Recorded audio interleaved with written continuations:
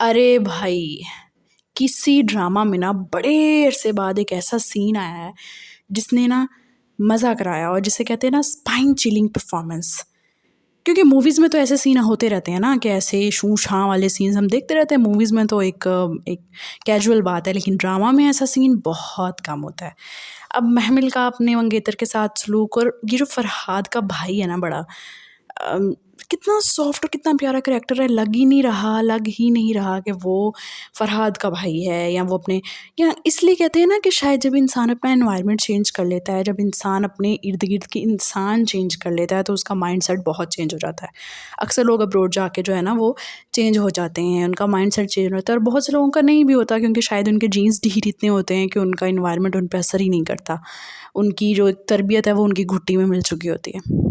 खैर, बट फरहाद का भाई इज़ सो काम पुरसकून, एक ऐसा बंदा जो कि उनकी फैमिली में वैसे ही मिसफिट है, फिट ही नहीं हो रहा।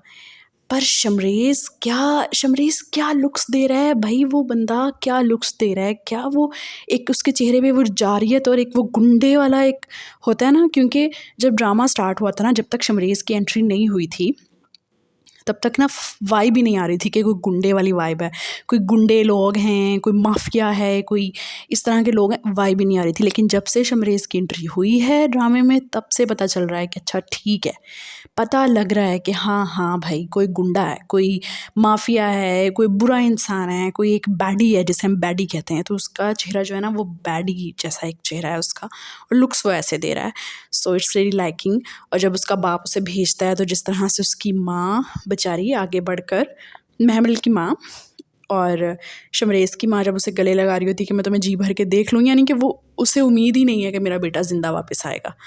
वो एकदम मतलब कि उन्होंने ये दिखाया कि जैसे आम घरों में जिस तरह से गरीब घरों में या मिडिल क्लास घरों में रोटी पानी के मसले, फ़ीसों के मसले, बिलों के मसले एक बहुत आम बात होती है, इस तरह इन जैसे लोगों के घरों में अगर पैसे की रवानी है, तो इनके घरों में कत्लो गारत आम बात है।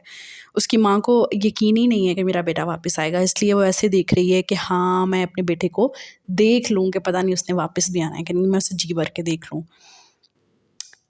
फ़राद के भाई और महमल का जो इंटरेक्शन था, जिस तरह से उसने कहा कि तुम मेरे लिए मदीहा जैसी हो, वो बहुत अच्छा था।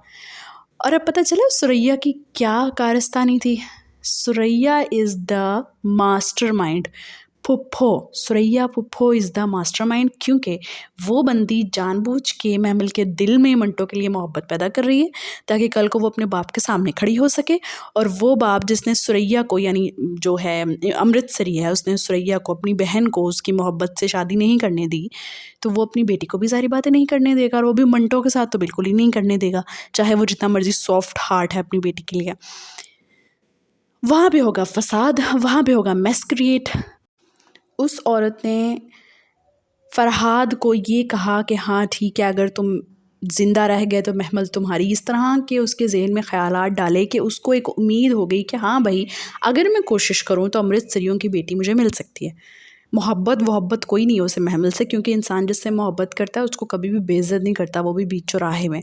तो उसे मोहब्बत वगैरह तो नहीं है, एक ज़िद है कि अच्छा ठीक है। और ऊपर से सुरैया की बातों ने, यानी फुप्पो की बातों ने इतना ज़्यादा आग लगाई है कि वो बंदा कहता है कि हाँ भाई, मैं मर जाऊँगा लेकिन मैं अपनी ज़िद तो पूरी करूँगा ही, मरना तो मैंने वैसे भी है कुछ साल बाद, तो मैं क्यों ना अपनी ज़िद पूरी करके मरूँ।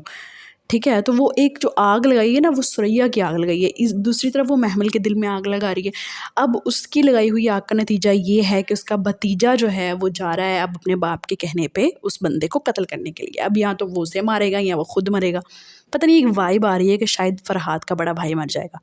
पता नहीं, वो बेचारा पूकी सा, क्यूट सा, उसे मरना तो नहीं चाहिए। पर शमरेज़ का एक्शन, शमरेज़ का एटीट्यूड, उसकी आँखें, उसका फेस, इट्स सो मेस्मराइजिंग, बहुत अच्छा लग रहा है। और महमल प्लीज़ अपने फियांसी के साथ थोड़ा अच्छा रवैया रख लो। बेचारा इतना मासूम और इतना सिंसियर है तुम्हारे साथ, आगे पीछे तुम्हारे फिर रहा है, लेकिन तुमने फिर भी उसके साथ अच्छा रवैया नहीं रखना। शादी तुम्हारी होने वाली है 8 अक्टूबर को, लेकिन तुम्हें ये नहीं पता कि मैंने अपने फियांसी के साथ बात कैसे करनी है। पर मोस्टली लोग ना अरेंज मैरिजेज़ में ऐसे ही करते हैं।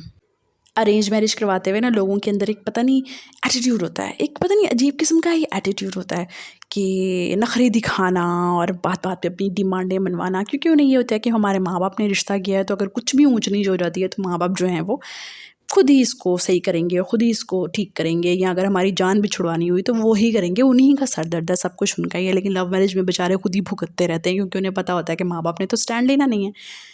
बट चले खैर। अच्छा, ये जो बिन्यामीन की बीवी ने जो अपने बच्चों को कहा है ना कि तुम सब अपने बाप जैसे हो आशिक मिजाज, तुम लोग ना बैंड बना लो और मुझे लीड सिंगर रख लो, और जिस तरह से वो छेड़ी थी वो काफ़ी फ़नी सीन था और मज़े का सीन था, एक समथिंग थोड़ा सा डिफरेंट सा ना, क्योंकि माएँ मोस्टली ऐसी बातें नहीं करती।